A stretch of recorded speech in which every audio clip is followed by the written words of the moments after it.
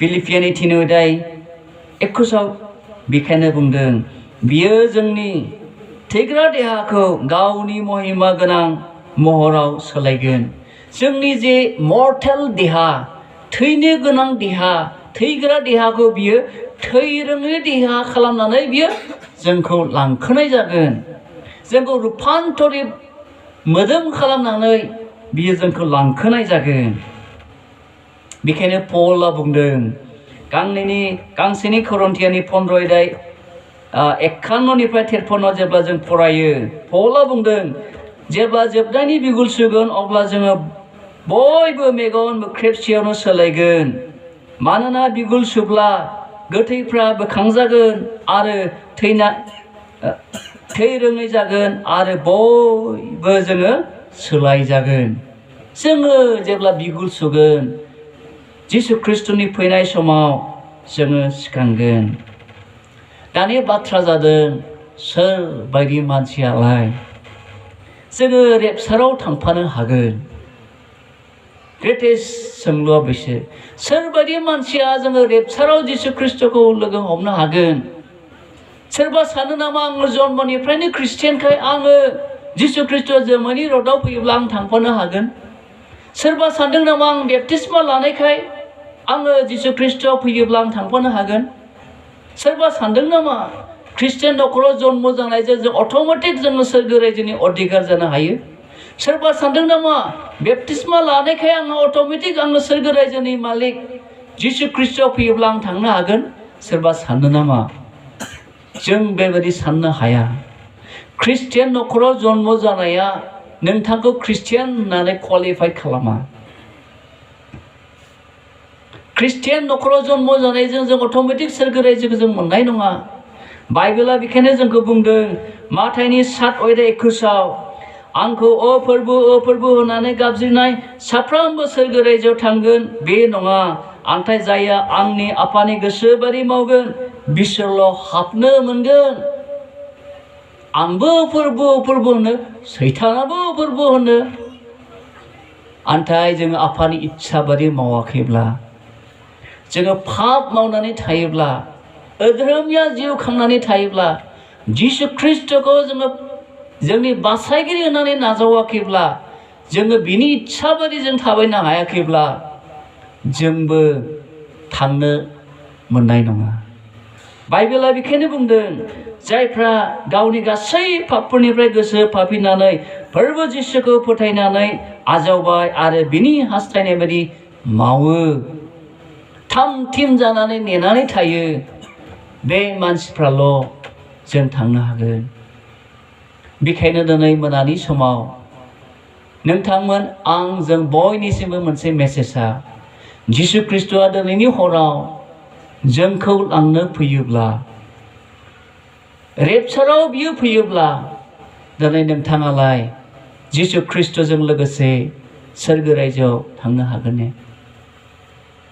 नोंथाङा एसियर बुंनो हागोन नामा दिनै जिसुआ फैयोब्ला आं जिसुजों लोगोसे थांनो हागोन? नोंथाङा बे एसुरेन्सआ गैयाब्ला दिनैनि हराव नोंथाङा प्रभुखौ बुं, प्रभु आङो पापी, आंनि गोरोन्थि मावनायफोरखौ नों क्षमा खालाम। जोङो बाइबेलाव गोबां बिदिन्थिफोरखौ नुयो।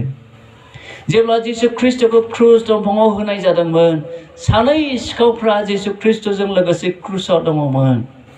सासेया बुंबाय, अ प्रभु नोङो इसोरब्ला नोङो गावखौबो बासायदो आरो जोंखौबो बासायदो।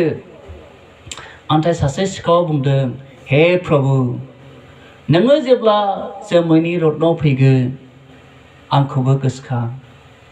बे समाव जिसुआ बे सिखावखौ बुंदों, दिनैनो नोङो आंजों परम देशआव थांगोन।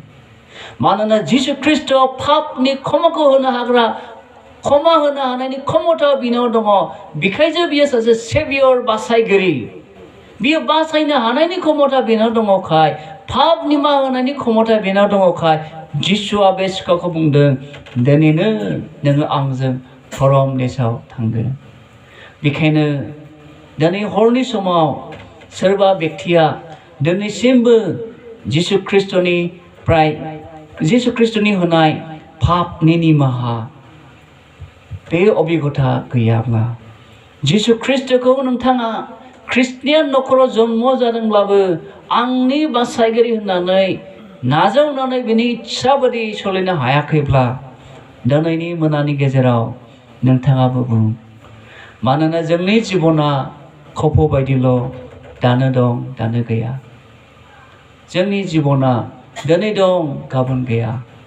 जों रावबो बुंनो हाया गाबोननि निउ इयार डे सार्भिसखौ जों एटेन्ड खालामनो मोनगोन।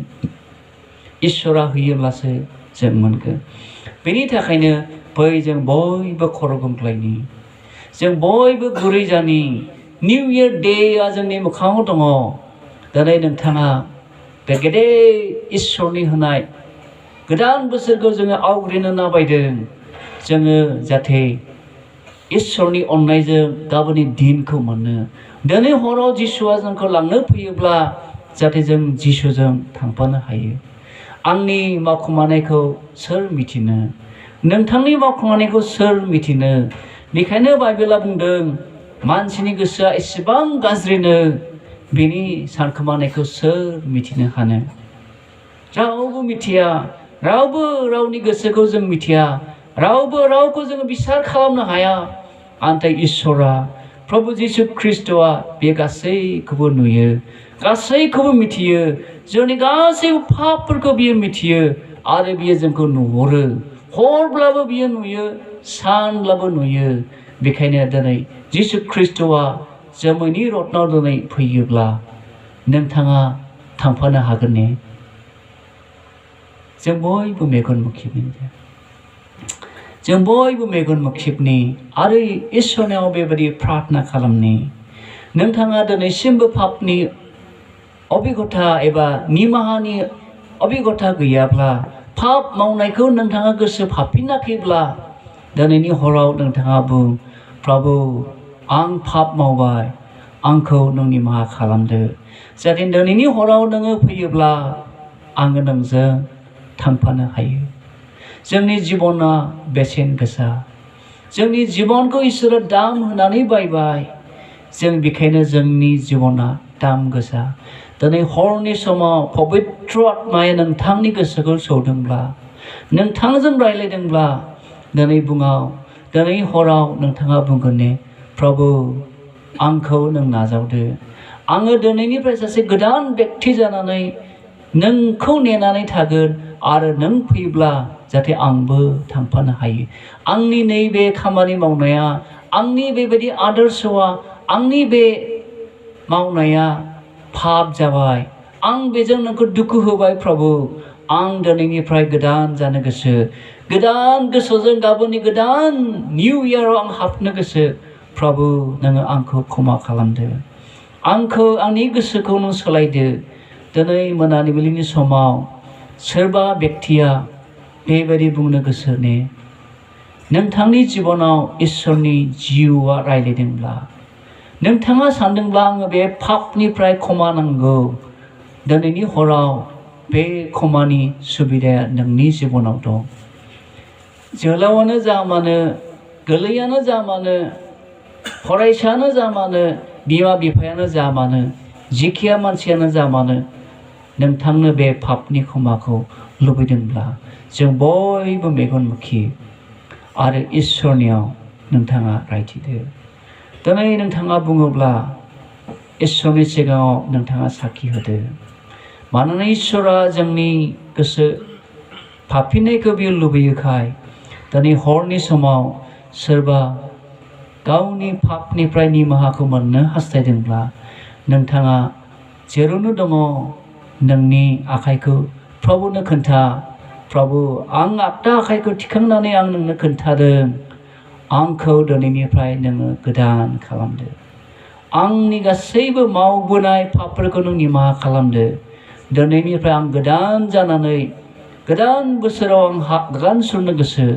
प्रभु नों आंखौ नाजावदो। आङो सोरनिबा हेंथायै गोरोन्थि मावबाय, बुंबाय, सोरखौबा आघात होबाय।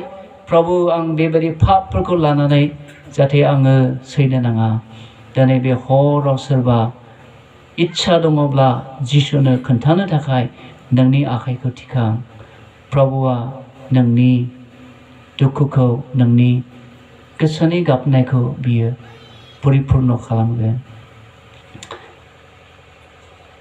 सोरबा दिनै हरनि समाव जिसुनो खिन्थानो गोसोब्ला नोंनि आखाइखौ जिसुनो खिन्थादो धन्यबाद धन्यबाद धन्यबाद इसोरा साफ्रोमबोनि जिबनाव बोरदान खालामदो नोंसिनि आखाइफोरखौ गाहायाव दोनफिनदो दे जोङो बे समाव प्रभुनियाव प्रार्थना खालामदोनि जों जयै इसोरनाव प्रार्थना खालामनि दे इसोराव रायथिदो जोंनि भुलफोरखौ जाहाथे आरोबाव जोङो खालामफिना दे जोङो मास प्रे खालामनि हालेलुया हालेलुया हालेलुया इसोर जिउ आफा ओ प्रभु नोङो अब्राहाम इसाक जाकबनि इसोर नोङो फिरिमानिनि इसोर आंनि इसोर आंखौ पापनिफ्राय परित्रान होनो हाग्रा इसोर आफा नोंनियावल' गनायनि राहाया दङ नोंनियावल' पापनि निमाहाया दङ खाय प्रभु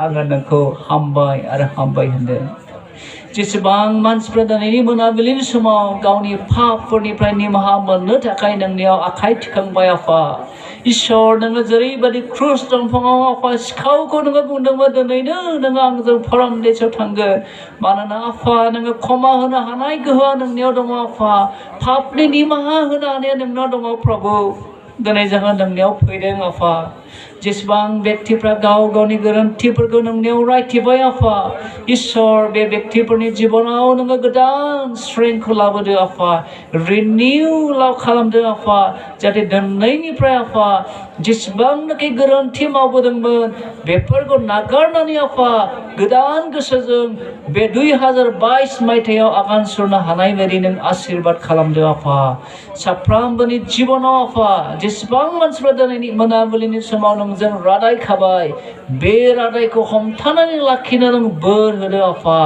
जाहाथे बे रादाया जोंनि जिबनाव रिंबाय थाथोंसै आफा दिनैनि मोनाबिलिनि दिना जोंनि थाखाय मोनसे स्पेशल दिन जाथोंसै गोसोखांनाय दिन जाथोंसै आफा आरो गोबां जिबनाव जुजिनांनाय सम फैयोब्लाबो बिनिफ्राय देरहानो थाखाय नों बयखौबो नों बोर होदो आफा दिनै मोनाबिलिनि समाव जेसेबां मानसिफ्रा दिनै नोंजों रादाय खाबाय आरो नोंनियाव गावनि गोरोन्थिफोरखौ बुंथिबाय आफा नों बयखौबो नों निमाहा खालामदो हालेलुया इसोर नोंनि नाम गौरब जाथों गोदान स्ट्रेंथ गोदान पबित्र आत्मानि बोलोखौ बयनोबो नों लाबोदो जाहाथे जों रिनिउ स्पिरिटखौ लानानै गोदान स्ट्रेंथखौ लानानै बे गिलु बालु मुगायाव जों जिउ खांनो हायो नोंनि आखायावनो जोंनि गासै गोसो मोदोम जिबन आरो साफ्रोमबो नोंनो गथायनाय व्यक्तिफोरनि जिबनखौ आं नोंनो होनानै